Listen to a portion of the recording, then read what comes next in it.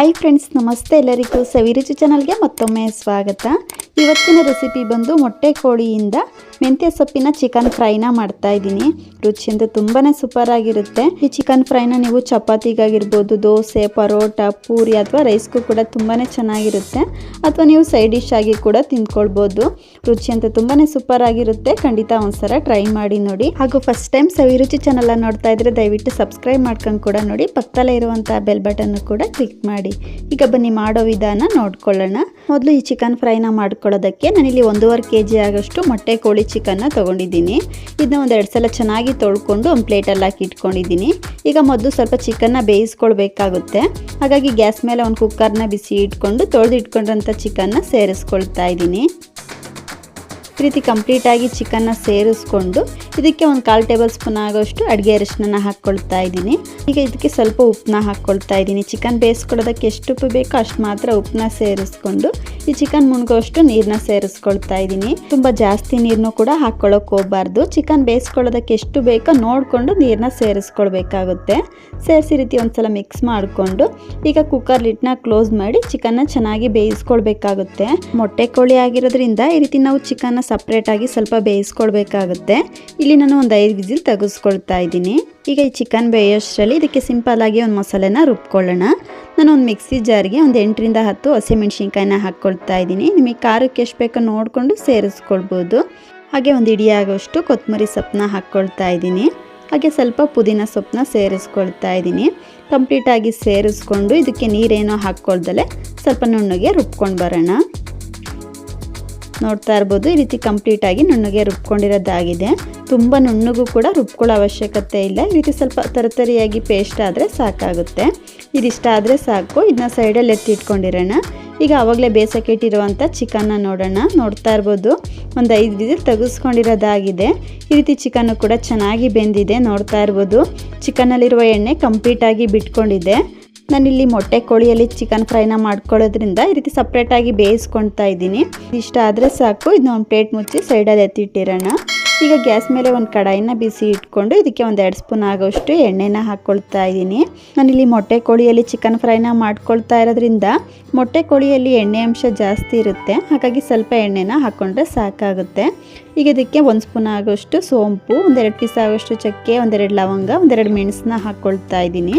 ಹಾಗೆ ಒಂದೇ ಒಂದು ಪಲಾವ್ ಎಲೆನ ಸೇರಿಸ್ಕೊಳ್ತಾ ಇದ್ದೀನಿ. ಸೇರಿಸ್ಕೊಂಡು ಸ್ವಲ್ಪ ಫ್ರೈ ಮಾಡಿಕೊಂಡು ಈಗ ಇದಕ್ಕೆ ಸ್ವಲ್ಪ ಈರುಳ್ಳಿನ ಹಾಕ್ಕೊಳ್ತಾ ಇದ್ದೀನಿ. ಈ ರೀತಿ ಈರುಳ್ಳಿನ ಸ್ವಲ್ಪ ಸಣ್ಣ ಸಣ್ಣದಾಗಿ ಕಟ್ ಮಾಡಿ ಸೇರಿಸ್ಕೊಳ್ಬೇಕಾಗುತ್ತೆ. ಈರುಳ್ಳಿ ಬಂದು 1-2 ಮೀಡಿಯಮ್ ಸೈಜ್ ಈರುಳ್ಳಿನ ಈ ರೀತಿ ಸಣ್ಣ ಸಣ್ಣದಾಗಿ ಕಟ್ ಮಾಡಿ ಸೇರಿಸ್ಕೊಂಡು ಹಾಗೆ ಸ್ವಲ್ಪ ಹಸಿ ಕರಿಬೇವಿನ ಸೊಪ್ಪನ್ನ ಸೇರಿಸ್ಕೊಂಡು ಈರುಳ್ಳಿ ಸಾಫ್ಟ್ ಆಗೋವರೆಗೂ ಎಣ್ಣೆಲೆ ಚೆನ್ನಾಗಿ ಫ್ರೈ ಮಾಡ್ಕೊಳ್ಬೇಕಾಗುತ್ತೆ. ಅಂದರೆ ಈರುಳ್ಳಿ ಕಲರ್ ಸ್ವಲ್ಪ ಚೇಂಜ್ ಆಗೋವರೆಗೂ ಎಣ್ಣೆಲೆ ಈ ರೀತಿ ಸ್ವಲ್ಪ ಫ್ರೈ ಮಾಡ್ಕೊಳ್ಬೇಕಾಗುತ್ತೆ. ನೋಡ್ತಾ ಇರ್ಬೋದು, ಈರುಳ್ಳಿನ ರೀತಿ ಸ್ವಲ್ಪ ಚೆನ್ನಾಗಿ ಫ್ರೈ ಮಾಡ್ಕೊಂಡಿರೋದಾಗಿದೆ. ಈಗ ಇದಕ್ಕೆ 1-2 ಸ್ಪೂನ್ ಆಗೋಷ್ಟು ಶುಂಠಿ ಬೆಳ್ಳುಳ್ಳಿ ಪೇಸ್ಟ್ನ ಹಾಕ್ಕೊಳ್ತಾ ಇದ್ದೀನಿ. ನಾನಿಲ್ಲಿ ಶುಂಠಿ ಬೆಳ್ಳುಳ್ಳಿ ಪೇಸ್ಟ್ ಇತ್ತು ಅಂತ ಪೇಸ್ಟ್ನ ಹಾಕ್ಕೊಳ್ತಾ ಇದ್ದೀನಿ. ನೀವು ಇದ್ರ ಬದಲು ನಾವು ಗ್ರೀನ್ ಮಸಾಲೆನ ರುಬ್ಕೊಂಡಿದ್ದೀವಿ ನೋಡಿ, ಹಸಿಮೆಣ್ಸಿನ್ಕಾಯಿನ, ಅದಕ್ಕೆ ಸಹ ಶುಂಠಿ ಬೆಳ್ಳುಳ್ಳಿನ ಹಾಕ್ಕೊಂಡು ರುಬ್ಕೊಳ್ಬೋದು. ಈ ರೀತಿ ಶುಂಠಿ ಬೆಳ್ಳುಳ್ಳಿ ಪೇಸ್ಟ್ನಲ್ಲಿರುವ ಹಸಿ ವಾಸನೆ ಕಮ್ಮಿ ಆಗೋವರೆಗೂ ಫ್ರೈ ಮಾಡ್ಕೊಂಡಿದ್ದಾದಮೇಲೆ ಈಗ ಇದಕ್ಕೆ ಸ್ವಲ್ಪ ಟೊಮೊಟೊನ ಸೇರಿಸ್ಕೊಳ್ತಾ ಇದ್ದೀನಿ. ಟೊಮೊಟೊ ಬಂದು ನಾನಿಲ್ಲಿ 1-2 ಮೀಡಿಯಮ್ ಸೈಜ್ ಟೊಮೊಟೊನ ಈ ರೀತಿ ಸಣ್ಣ ಸಣ್ಣದಾಗಿ ಕಟ್ ಮಾಡಿ ಸೇರಿಸ್ಕೊಂಡು ಟೊಮೊಟೊ ಸ್ವಲ್ಪ ಸಾಫ್ಟ್ ಆಗೋವರೆಗೂ ಎಣ್ಣೆಲೆ ರೀತಿ ಚೆನ್ನಾಗಿ ಫ್ರೈ ಮಾಡ್ಕೊಳ್ಳೋಣ. ನೋಡ್ತಾ ಇರ್ಬೋದು, ಈ ರೀತಿ 1 ನಿಮಿಷ ಟೊಮೊಟೊನೂ ಸಹ ಎಣ್ಣೆಲೆ ಚೆನ್ನಾಗಿ ಫ್ರೈ ಮಾಡ್ಕೊಂಡಿರೋದಾಗಿದೆ. ಈ ರೀತಿ ಟೊಮೊಟೊ ಕೂಡ ಸಾಫ್ಟ್ ಆಗಿದೆ. ಈಗ ಇದಕ್ಕೆ ನಾವು ಆವಾಗಲೇ ರುಬ್ಬಿಟ್ಕೊಂಡಂಥ ಗ್ರೀನ್ ಮಸಾಲೆನ ಸೇರಿಸ್ಕೊಳ್ತಾ ಇದ್ದೀನಿ. ಈ ರೀತಿ ಕಂಪ್ಲೀಟಾಗಿ ಗ್ರೀನ್ ಮಸಾಲೆನ ಸೇರಿಸ್ಕೊಂಡು ನಾವು ಹಸಿಮೆಣ್ಸಿನ್ಕಾಯಿನ ಹಸಿದೇ ಹಾಕ್ಕೊಂಡು ರುಬ್ಕೊಂಡಿರೋದ್ರಿಂದ ಹಸಿಮೆಣ್ಸಿನ್ಕಾಯಲ್ಲಿರುವ ಹಸಿ ವಾಸನೆ ಹೋಗೋವರೆಗೂ ಎಣ್ಣೆಲೆ ಈ ರೀತಿ ಚೆನ್ನಾಗಿ ಫ್ರೈ ಮಾಡ್ಕೊಳ್ಬೇಕಾಗುತ್ತೆ. ನಾವು ಈ ರೀತಿ ಮಸಾಲೆನ ಎಷ್ಟು ಚೆನ್ನಾಗಿ ಫ್ರೈ ಮಾಡ್ಕೊಳ್ತೀವೋ ನಮಗೆ ಚಿಕನ್ ಫ್ರೈ ಅನ್ನೋದು ತುಂಬಾ ಚೆನ್ನಾಗಿ ಬರುತ್ತೆ. ಹಾಗಾಗಿ ಮಿಕ್ಸ್ ಮಾಡ್ಕೊಳ್ತಾ ಈ ರೀತಿ 1-2 ನಿಮಿಷ ಚೆನ್ನಾಗಿ ಫ್ರೈ ಮಾಡ್ಕೊಳ್ಳೋಣ. ನೋಡ್ತಾ ಇರ್ಬೋದು, 1-2 ನಿಮಿಷ ಈ ರೀತಿ ಮಸಾಲೆನ ಚೆನ್ನಾಗಿ ಫ್ರೈ ಮಾಡ್ಕೊಂಡಿರೋದಾಗಿದೆ. ಹಸಿಮೆಣ್ಸಿನ್ಕಾಯಲ್ಲಿರುವ ಹಸಿ ವಾಸನೆ ಕಂಪ್ಲೀಟಾಗಿ ಕಮ್ಮಿ ಆಗಿದೆ. ಈಗ ಇದಕ್ಕೆ ನಾವು ಆವಾಗಲೇ ಬೇಯಿಸಿ ಇಟ್ಕೊಂಡಿದ್ವಲ್ಲ ಚಿಕನ್ನ ಸೇರಿಸ್ಕೊಳ್ತಾ ಇದ್ದೀನಿ. ಈ ರೀತಿ ಕಂಪ್ಲೀಟಾಗಿ ಚಿಕನ್ನ ಸೇರಿಸ್ಕೊಂಡು ಇದನ್ನ ಒಂದ್ಸಲ ಕಂಪ್ಲೀಟಾಗಿ ಮಿಕ್ಸ್ ಮಾಡ್ಕೊಳ್ಳೋಣ. ನಾನಿಲ್ಲಿ ಚಿಕನ್ ಮಾತ್ರ ಸೇರಿಸ್ಕೊಳ್ತಾ ಇದ್ದೀನಿ. ಚಿಕನ್ ಬೇಯಿಸಿ ಇಟ್ಕೊಂಡ್ರಂಥ ನೀರನ್ನ ಚಿಕನ್ನು ಎಣ್ಣೆಲಿ ಸ್ವಲ್ಪ ಫ್ರೈ ಆದಮೇಲೆ ನೀರನ್ನ ಸೇರಿಸ್ಕೊಳ್ಬೇಕಾಗುತ್ತೆ. ಹಾಗಾಗಿ ಈ ರೀತಿ ಕಂಪ್ಲೀಟಾಗಿ ಮಿಕ್ಸ್ ಮಾಡ್ಕೊಂಡಿದ್ದಾದಮೇಲೆ ಇದಕ್ಕೆ ಒಂದು ಅರ್ಧ ಕಟ್ಟ ಆಗೋಷ್ಟು ಮೆಂತ್ಯ ಸೊಪ್ಪನ್ನ ಈ ರೀತಿ ಸಣ್ಣ ಸಣ್ಣದಾಗಿ ಕಟ್ ಮಾಡಿ ಸೇರಿಸ್ಕೊಳ್ತಾ ಇದ್ದೀನಿ. ಈ ರೀತಿ ಕಂಪ್ಲೀಟಾಗಿ ಮೆಂತ್ಯ ಸೊಪ್ಪನ್ನ ಸೇರಿಸ್ಕೊಂಡು ಇದನ್ನ ಒಂದ್ಸಲ ಚೆನ್ನಾಗಿ ಮಿಕ್ಸ್ ಮಾಡ್ಕೊಳ್ಳೋಣ. ನಾನಿಲ್ಲಿ 1.5 kg ಆಗೋಷ್ಟು ಚಿಕನ್ಗೆ ಒಂದು ದೊಡ್ಡ ಕಟ್ಟಲ್ಲಿ ಒಂದು ಅರ್ಧ ಕಟ್ಟ ಆಗೋಷ್ಟು ಮೆಂತ್ಯ ಸೊಪ್ಪನ್ನ ತೊಗೊಂಡಿದ್ದೀನಿ. ನೀವು ಚಿಕನ್ ಕ್ವಾಂಟಿಟಿ ಎಷ್ಟು ತೊಗೊಳ್ತೀರೋ ನೋಡಿಕೊಂಡು ಮೆಂತ್ಯ ಸೊಪ್ಪನ್ನ ತೊಗೊಳ್ಬೇಕಾಗುತ್ತೆ. ನೋಡ್ತಾ ಇರ್ಬೋದು, ಈ ರೀತಿ ಕಂಪ್ಲೀಟಾಗಿ ಮಿಕ್ಸ್ ಮಾಡ್ಕೊಂಡಿದ್ದಾದಮೇಲೆ ಮೆಂತ್ಯ ಸೊಪ್ಪು ಹಾಗೂ ಚಿಕನ್ನು ಎಣ್ಣೆಲೆ ಸ್ವಲ್ಪ ಫ್ರೈ ಆಗಬೇಕು. ಹಾಗಾಗಿ ಒಂದು ಪ್ಲೇಟ್ ಮುಚ್ಚಿ 1-2 ನಿಮಿಷ ಚೆನ್ನಾಗಿ ಫ್ರೈ ಮಾಡ್ಕೊಳ್ಳೋಣ. ನೋಡ್ತಾ ಇರ್ಬೋದು, ಚಿಕನ್ನು ಹಾಗೂ ಮೆಂತ್ಯ ಸೊಪ್ಪನ್ನ ಎಣ್ಣೆಲೆ ಈ ರೀತಿ 1-2 ನಿಮಿಷ ಚೆನ್ನಾಗಿ ಫ್ರೈ ಮಾಡ್ಕೊಂಡಿರೋದಾಗಿದೆ. ಮೆಂತ್ಯ ಸೊಪ್ಪು ಕೂಡ ಈ ರೀತಿ ಸಾಫ್ಟ್ ಆಗಿದೆ ನೋಡ್ತಾ ಇರ್ಬೋದು. ಈ ರೀತಿ ನಾವು ಮೆಂತ್ಯ ಸೊಪ್ಪನ್ನ ಎಣ್ಣೆಲೆ ಚೆನ್ನಾಗಿ ಫ್ರೈ ಮಾಡ್ಕೊಳ್ಬೇಕಾಗುತ್ತೆ. ಈಗ ಇದಕ್ಕೆ ನಾನು ಆವಾಗಲೇ ಚಿಕನ್ ಬೇಯಿಸಿ ಇಟ್ಕೊಂಡಿರೋಂಥ ನೀರನ್ನ ಸೇರಿಸ್ಕೊಳ್ತಾ ಇದ್ದೀನಿ. ಇದಕ್ಕೆ ಎಷ್ಟೇ ನೀರು ಹಾಕೊಳ್ಳೋ ಅವಶ್ಯಕತೆ ಇಲ್ಲ. ಚಿಕನ್ ಬೇಯಿಸ್ಕೊಂಡಿರ್ತೀನಿ ನೋಡಿ, ಆ ನೀರೇ ಸಾಕಾಗುತ್ತೆ. ನಿಮಗೆ ಗ್ರೇವಿ ತೆಳುವಾಗಬೇಕೋ ಗಟ್ಟಿಯಾಗಬೇಕೋ ನೋಡಿ ನೀರನ್ನ ಸೇರಿಸ್ಕೊಳ್ಬೋದು. ಈಗ ಇದಕ್ಕೆ ರುಚಿಗೆ ತಕ್ಕಷ್ಟು ಉಪ್ಪನ್ನ ಸೇರಿಸ್ಕೊಳ್ತಾ ಇದ್ದೀನಿ. ನಾವು ಚಿಕನ್ನ ಬೇಯಿಸ್ಕೊಳ್ಬೇಕಾದ್ರೆ ಸ್ವಲ್ಪ ಉಪ್ಪನ್ನ ಹಾಕ್ಕೊಂಡಿರ್ತೀವಲ್ವ, ಈ ಗ್ರೇವಿಗೆ ಎಷ್ಟು ಬೇಕೋ ನೋಡಿಕೊಂಡು ಸ್ವಲ್ಪ ಉಪ್ಪನ್ನ ಸೇರಿಸ್ಕೊಳ್ಬೇಕಾಗುತ್ತೆ. ಹಾಗೆ ಒಂದು ಅರ್ಧ ಸ್ಪೂನ್ ಆಗೋಷ್ಟು ಧನಿಯಾ ಪೌಡ್ರು, ಒಂದು ಅರ್ಧ ಸ್ಪೂನ್ ಆಗೋಷ್ಟು ಗರಂ ಮಸಾಲನ ಸೇರಿಸ್ಕೊಂಡು ಇದನ್ನ ಒಂದ್ಸಲ ಈ ರೀತಿ ಕಂಪ್ಲೀಟಾಗಿ ಮಿಕ್ಸ್ ಮಾಡ್ಕೊಳ್ಳೋಣ. ನಾವು ಚಿಕನ್ನ ಆಲ್ರೆಡಿ ಬೇಯಿಸ್ಕೊಂಡಿರೋದ್ರಿಂದ ತುಂಬ ಹೊತ್ತು ಬೇಯಿಸ್ಕೊಳ್ಳೋ ಅವಶ್ಯಕತೆ ಇಲ್ಲ. ಚಿಕನ್ಗೆ ಮಸಾಲೆ ಚೆನ್ನಾಗಿ ಹಿಡಿಬೇಕು. ಅಲ್ಲಿವರೆಗೂ ನಾವು ಒಂದು 10-15 ನಿಮಿಷ ಚಿಕನ್ನ ಈ ಮಸಾಲೆಯಲ್ಲೇ ಬೇಯಿಸ್ಕೊಂಡ್ರೆ ಸಾಕಾಗುತ್ತೆ. ಹಾಗಾಗಿ ಒಂದು ಪ್ಲೇಟ್ ಮುಚ್ಚಿ ಮಧ್ಯೆ ಮಧ್ಯೆ ಮಿಕ್ಸ್ ಮಾಡ್ಕೊಳ್ತಾ ಚಿಕನ್ನ ಚೆನ್ನಾಗಿ ಬೇಯಿಸ್ಕೊಳ್ಳೋಣ.